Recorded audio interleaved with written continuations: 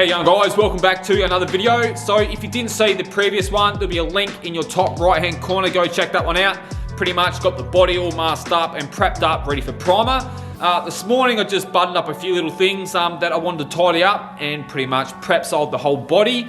None of that prep sol went over the body filler. I'm a bit of a believer on keeping the moisture and liquids away from repairs, so I focus just on the epoxy coating. Now with that being said guys, the only real thing I really got to do is give it a quick blow off, get the primer out, give it a good stir, mix the DNA Paints High Build HS Primer at 4:1. Now you can, for maximum build, you can mix it at 4:1. If you want to reduce it down, you can.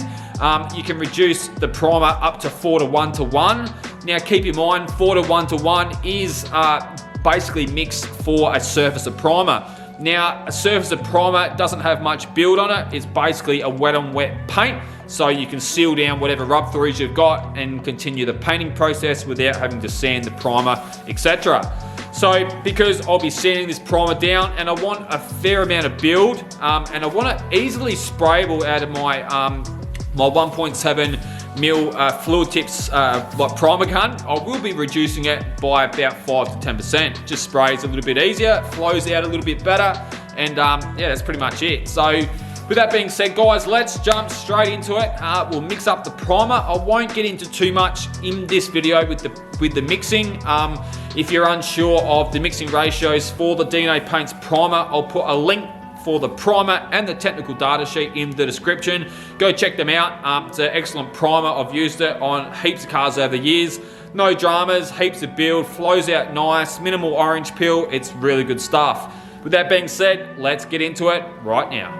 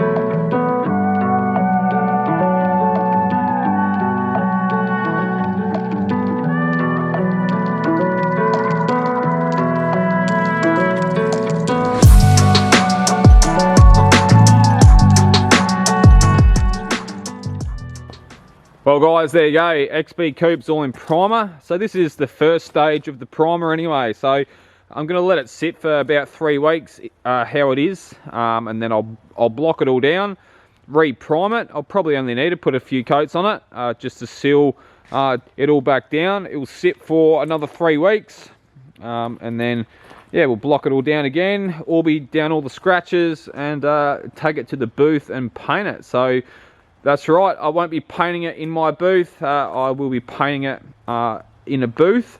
The booth is very good, fully downdraft heated booth, but yeah, it's all going to come out really nice. So very happy with the repairs, especially on this quarter panel. Yeah, everything felt good when I was repairing it and stuff like that, but to actually see it with a wet coat of primer on it, it really kind of made me really happy that it was actually the way it is. And yeah, it's really nice and straight. Unfortunately, the lighting in the booth was really horrible, and I do apologise for that. It's one of those things. I do need to get better lighting in there, but I've had a bit of a change of heart with the whole working out of the shed, and I've actually been offered a full-time job. So this will actually be my last big full resto on the channel. I will be doing resprays from time to time, but I'll be mainly focusing on a lot of custom paintwork from now on. Really specialising in the DNA custom paints, and doing more candies and flakes and stuff like that. I've got a heap of projects coming up, so stay tuned for them. And yeah, that's pretty much it. So had a bit of a change of heart. It's really difficult to get all the work done out of this shed. It's really expensive to yeah, get a booth and a proper workshop. Probably not really the amount of money that I'd want to spend on something. I'm kind of at the stage in my career where I mainly just want to focus on painting, not doing the body work. But this job that I've been offered, it's pretty much a once in a lifetime sort of job, and I felt that I really should take it to progress my career as a painter into a better direction. I didn't want to go back working in a busy panel shop again. Kind of at the stage now where I'd rather focus on more of the quality of work, not so much the smash work. So stay tuned for some more updates on that, but I've already started, so it's one of those things. I'm very limited now to how much time I can spend in the shed, so I've decided this will be my last one. But yeah, always interested in painting cars and doing rectification repairs for people and stuff like that. So if you've got cars that you want me to paint, that's fine. I've had a few emails over the last couple of weeks with people that want their cars painted. I will also get back to all those emails. That's been one of those things. I've been really focused on getting this coupe all prepared and getting it up to this primer stage now. So yeah, it's one of those things. You'll see how fat those quarter panels are. They're really wide, aren't they? The XB Coupes they've got a really nice shape to them, and you can see that it's identical on both sides. It just looks really good. Very happy with it. But that pretty much sums up this episode, guys. I'll leave it there. I'm pretty knackered now. I'm going to go home and have a beer and edit this video, I reckon. You guys will take it easy, and stay tuned for the next video where I show you a new product which is on the channel. It is big kid blocks supplied by Central Spray Supplies in Perth. I really appreciate David coming on board with my YouTube channel and supplying me with some blocks. So these blocks are really good. If you're interested in a full review on the big kid blocks, stay tuned for my next video where I start blocking down the bonnet for the XB Coupe, and you'll get to see these blocks in action and see how well they work. I've seen a lot of guys in the States using them, and I've heard a lot of reviews. I just had to get my hands on them, so I was pretty lucky that David over at Central Spray Supplies wanted to come on board and help out the channel. And yeah, so stay tuned for the next one. You guys all take it easy, and I'll see you lot on the next one.